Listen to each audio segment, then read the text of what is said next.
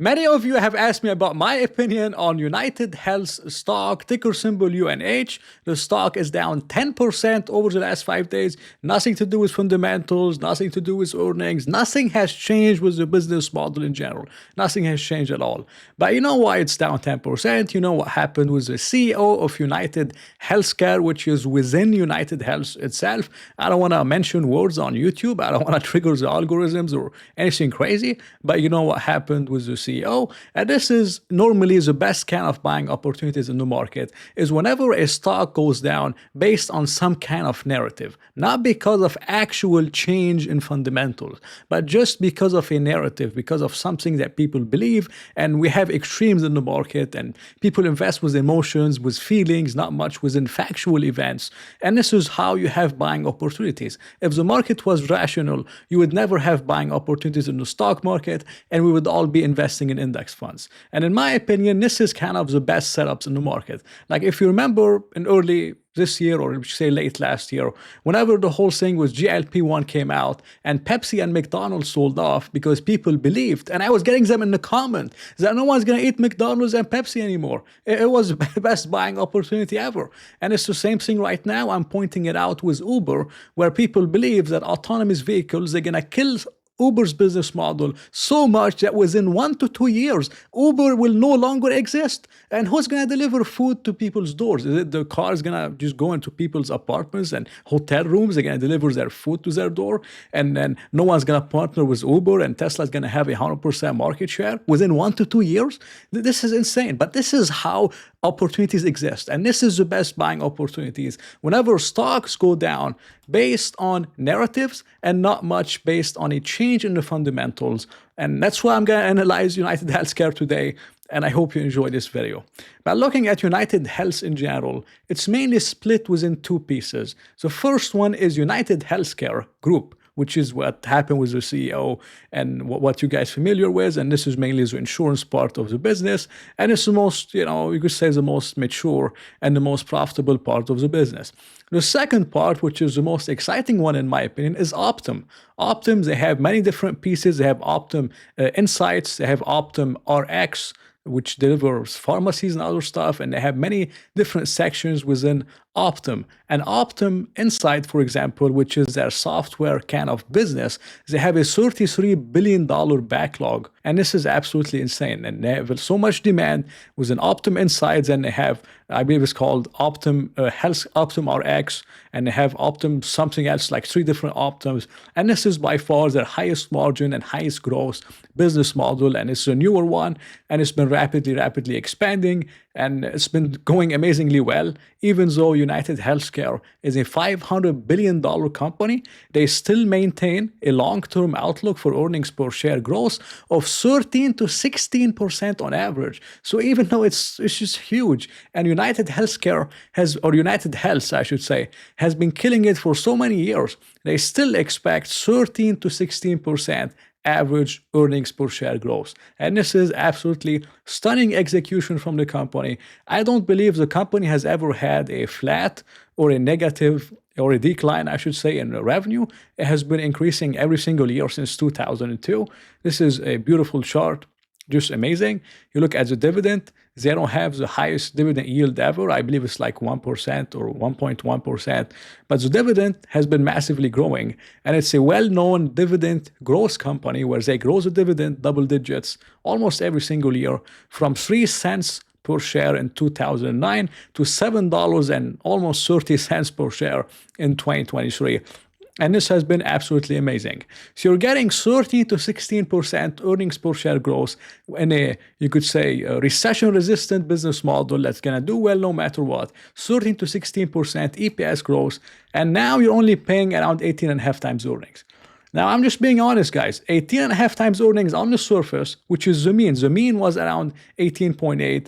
It traded as high as 25 and as low as 12. And 18 times earnings, or 18 and a half right now, doesn't look too expensive for a quality business like United Healthcare. But I'm going to go into the valuation a little bit deeper in terms of my valuation model and many different things. But just looking at the PE ratio for 13 to 16% earnings per share growth, you're getting buybacks, you're getting dividend, the free cash flow yield is around 6%. This is not bad at all for a quality company like United Healthcare. And again, it's selling off not because something has materially changed with the business. Everything is still the same, but some recent event has happened and the stock is down 10%. Now, there's a few risks with United Healthcare. And the first one is the change in administration. So if you have certain changes in regulation, something else around Medicare and Medicaid, it could massively affect United Healthcare. Because if you look at the 10K of the company under the risk factors, they would tell you that the premiums from Medicare and Medicaid stuff represents 40% of United Health Group's total consolidated revenue for the year of December 31st, 2023. So 40% of their revenues could potentially be affected either positively or negatively from a change in administration. And that could be a lot of volatility for United Health's earnings. Now, the company has been alive for decades, and they managed to do well for a very long time until under different administrations and different programs and different kind of policies and politics and ideas. So they're used to change. I don't believe it's going to be anything crazy, but if it was, 40% of their revenues is tied to Medicare and Medicaid, and it could potentially affect United Health in a major way. Now, the second thing is, which isn't really confirmed, is that the main reason why whatever happened has happened with the United Healthcare CEO is because, United Healthcare has been using AI to deny coverage, and they showed some kind of a chart where it denied 32% of the claims, more than other insurers and doubles the industry's average. And something could be done about it from Congress if they do some kind of policy change around it. And I'm not sure what could potentially happen and if this could affect United Healthcare and if this is even factual or not. This is just a report from someone that posted on Yahoo Finance. So I'm not really sure of this information, but there could be some change in United Healthcare. But again, this is not something that's new for the company. They have seen it before, and they're now about to see it again. And this is how I think of United Healthcare. Now, looking at revenue, I'm putting in 8% expected revenue growth from 2025 to 2029, which is 5 years out. And I believe this is fair. I'm looking at analyst estimates. They have between high 7s to 8.5, 9 up to 10%. Maybe they could even do 9%, but I'm just putting in 8%. I think 8% is fair, and you guys can agree with me. Their current net income margins are around 6.5%, and I kept them at 6.5%, although they could potentially expand because of Optum has been expanding margins, and it's higher margin stuff than United Health's business model, or United Healthcare, I should say. But I left it at 6.5%. I think that's also fair. PE ratio right now is high 18 times. If you look at the 5-year average, or the 5-year mean, I should say, it's around 20 times. So I put it in at 20 times earnings. I think 20 times isn't something that's extremely overpriced for a company that could be growing 13 to 16% EPS for many years to come.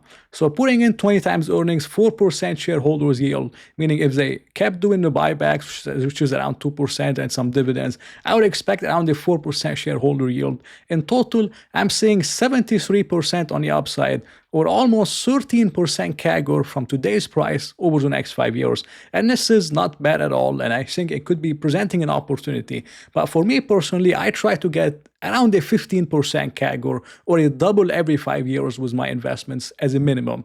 And if I'm trying to get a double with United Healthcare, I would have to buy the stock around $470 per share. And $470 per share, isn't something that's like impossible. The stock was trading below that like a few months ago. In April, it was at $440. So if it gets to $470, anywhere below $500 per share, I would see up to a double in 5 years. And you would get some margin of safety in case something happens, with changes in policy or something else. So under $500 per share, I think it would be an amazing buying opportunity on United Healthcare. But even right now, if you're looking for a safe dividend growing stocks, could return 12-13% CAGR, It's not bad at all. And this is just my opinion on United Healthcare or United Health. I keep messing up the two. Not financial advice. I hope you enjoyed it. If you did, please press the like button and maybe consider subscribing. So I'll talk to you in another video.